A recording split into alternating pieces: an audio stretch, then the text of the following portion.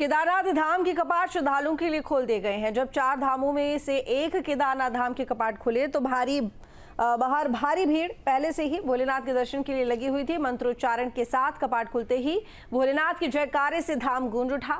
इस शुभ अवसर पर मुख्यमंत्री पुष्कर सिंह धामी भी श्री केदारनाथ धाम परिसर पहुंचे थे। बाबा के धाम के ऊपर पुष्प वर्षा की गई और शिव तांडव स्तोत्र की गूंज से परिसर गूंज उठा। भक्तों को इस पल का बेसब्री से इंतजार रहता है।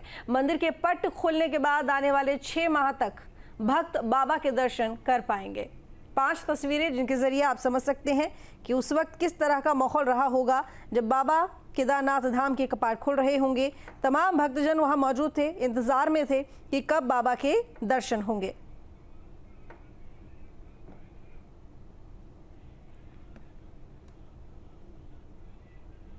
तो तस्वीरें हम आपको दिखा रहे हैं केदारनाथ धाम के कपाट खुलते वक्त की। धाम में पुष्प वर्षा की गई, सीएम धामी मौजूद रहे। कपाट जब खुले तब की तस्वीर और साथ ही बड़ी संख्या में भारी भीड़ दिखाई दी। सुरक्षाकर्मी तैनात रहे। जयकारों से गूंज उठा पूरा केदारनाथ धाम। तो एक बता दें आपको कि यहाँ पर एक विधि होती है, विधान होता है जिसके जरिए बाबा केदार के कपाट खोले जाते हैं। पूजा पाठ के जरिए मंत्रोच्चारण के साथ में सबसे पहले ज्योति के दर्शन किए जाते हैं और उसके बाद में साफ सफाई की जाती है गर्भगृह की और फिर भीष्म श्रृंगार जो किया गया होता है। जब कपाट बंद होते हैं लगभग 5 घंटे लगते हैं भीष्म श्रृंगार में और उसे सबसे पहले यहाँ पर हटाया जाता है और उसके बाद में फिर दोबारा से श्रृंगार किया जाता है। बाबा का रुद्राभिषेक किया जाता है, जलाभिषेक किया जाता है, दुग्धाभिषेक किया जाता है। प्रवीण हमारे साथ में जुड़ गए हैं खबर पर जानकारी के लिए।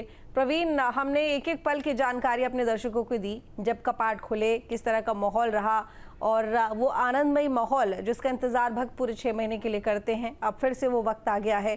फिलहाल क्या कुछ चल रहा है और आम जनता के लिए क्योंकि दर्शनों के लिए जो वक्त था उस वक्त की अगर हम बात करें तो वो थोड़ी देर से शुरू हुआ, तो अब तो आम लोगों ने, श्रद्धालुओं ने दर्शन करने शुरू कर दिए होंगे। जी बिल्कुल, अब आम श्रद्धालु दर्शन कर रहे हैं और कहीं ना कहीं तमाम सुरक्षा व्यवस्था के भी दर्शन कर रहे हैं। टोकन व्यवस्था और टोकन वितरण किया गया है, टोकन के हिसाब से दर्शन किए जा रहे हैं। तमाम सुरक्षा व्यवस्था के भी दर्शन जारी हैं। ठीक है। अब क्योंकि ये भी जानकारी मिल रही है कि वहां पर लगभग 11,000 की संख्या में लोग पहुंचे हुए हैं, तो ऐसे में फिलहाल किस तरह की भीड़ वहां पर दिखाई दे रही है? सुरक्षा कर्मी भी बहुत ज्यादा संख्या में फिलहाल नजर आ रहे हैं क्योंकि पहला ही दिन है, कपाट आज खुले हैं धाम के। जी बिल्कुल, सुरक्षा के लिए चाक चौबंद जैसा की गई है। तमाम फोर्सों को धाम के आसपास तैनात किया गया है, किसी भी प्रकार की कोई घटना न घटे इसके लिए तमाम साधन तमाम व्यवस्था की गई है। और पुलिस प्रशासन की ओर से टोकन व्यवस्था के हिसाब से ही नंबर वितरित किए जा रहे हैं, जिसके टोकन वितरित किए जा रहे हैं। टोकन व्यवस्था के हिसाब से ही आगे की दर्शन कर पाएंगे। जो आज भक्त यहाँ पर पहुंचे हैं, ये तमाम भक्त ऑनलाइन रजिस्ट्रेशन वाले हैं या इसमें ऑफलाइन रजिस्ट्रेशन वाले भी शामिल हैं? जी बिल्कुल, कुछ ऑनलाइन अधिकतर जो भारी लोग हैं वो अधिकतर ऑनलाइन रजिस्ट्रेशन वाले हैं और बाकी जो कुछ असाइन लोग भी हैं जो दर्शन कर रहे हैं। ठीक है। और ये भी जानना चाहूंगी कि वहाँ पर लोगों के लिए क्या इंतजाम, यानी कि श्रद्धालुओं के लिए क्या इंतजाम किए गए हैं? कैंप वगैरह की क्या व्यवस्था है? क्योंकि कितने दिन से लोग यहाँ पर, लगभग 1 हफ्ते पहले से लोगों ने आना शुरू कर दिया था और कुछ लोग तो ऐसे हैं जो कि कल से लगातार यहाँ पर बने हुए हैं। 2 दिन से तो देखा जा रहा है खूब भंडारे की व्यवस्था लोगों की तरफ से की जा रही है ताकि श्रद्धालुओं को खाने पीने की दिक्कत ना हो।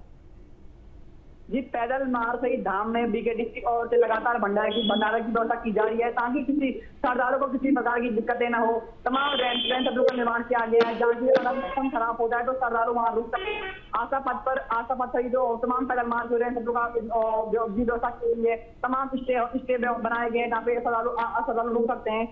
तमाम व्यवस्थाएं की गई हैं जिससे श्रद्धालुओं को किसी प्रकार की असुविधा का सामना न करना पड़े। मुख्यमंत्री धामी पहुंचे हुए थे कार्यक्रम में, कितनी देर वो केदारनाथ धाम में रुके हैं? मुख्यमंत्री धामी कपाट खुलने के दौरान धाम में मौजूद रहे। उसके बाद आसान लोगों से रूबरू हुए और उसके बाद धामी जी अन्य कार्यक्रमों के लिए वहां से चले गए। ठीक है, और इसके साथ ही कई सांस्कृतिक कार्यक्रमों की प्रस्तुति की गई थी और उसी दौरान जब शुरुआत हुई, जब मुख्यमंत्री धामी ने वहाँ पर कार्यक्रम पर मंच को संभाला, तो उसके बाद हमने देखा कि तांडव स्रोत के साथ में सांस्कृतिक कार्यक्रमों की शुरुआत हुई, जिसने एक समा बांध दिया वहाँ पर। श्रद्धालु जो कि पहले से ही आनंदित थे और उत्सुक थे भगवान केदार के दर्शन करने के लिए, लेकिन जब सांस्कृतिक कार्यक्रमों की शुरुआत हुई तांडव स्रोत के साथ में, एक अलग ही माहौल देखने को मिला। प्रवीण जी बिल्कुल, सरकार और शासन पसंद चौथे सांस्कृतिक कार्यक्रमों का आयोजन तो श्रद्धालु के उत्साह वर्धन के लिए किया जाता है, लगातार किया जाता है और तमाम तरह की संस्कृतियां प्रस्तुत की जाती हैं। और चाहे आप बाहर राज्यों की शक्ति हो देख सकते हैं या अचानक गढ़वाली शक्ति के माध्यम से और भगवान शिव का गुणगान किया जाता है, जिससे श्रद्धालु काफी उत्साहित रहते हैं। थके हारे श्रद्धालु को एक एनर्जी मिलती है वहाँ पे और सांस्कृतिक कार्यक्रमों को देखकर। ऑफलाइन रजिस्ट्रेशन की अगर बात करें तो उसकी सुविधा लोग कैसे उठा सकते हैं? ऑफलाइन रजिस्ट्रेशन की सुविधा का फायदा लोग कैसे उठा सकते हैं? ऑफलाइन रजिस्ट्रेशन के लिए तमाम तरह के पॉइंट बनाए गए, स्थापित किए गए। वहाँ पे जाके आप वहाँ पे जाके स्वतंत्र वहाँ पे जाके आप ऑफलाइन रजिस्ट्रेशन करा सकते हैं। तमाम व्यवस्थाएं की गई सरकार की और तमाम व्यवस्थाएं जारी की गई हैं कि जिससे कहीं ना कहीं सभी श्रद्धालु दर्शन कर पाए, कोई बिना दर्शन वापस लौट पाए। तमाम तरह की व्यवस्थाएं हैं। बहुत शुक्रिया प्रवीण आपका तमाम जानकारी के लिए। तो बता दें कि फूलों से दरबार सजा हुआ है, भगवान केदार का बेहद भव्य खूबसूरत धाम दिखाई दे रहा है।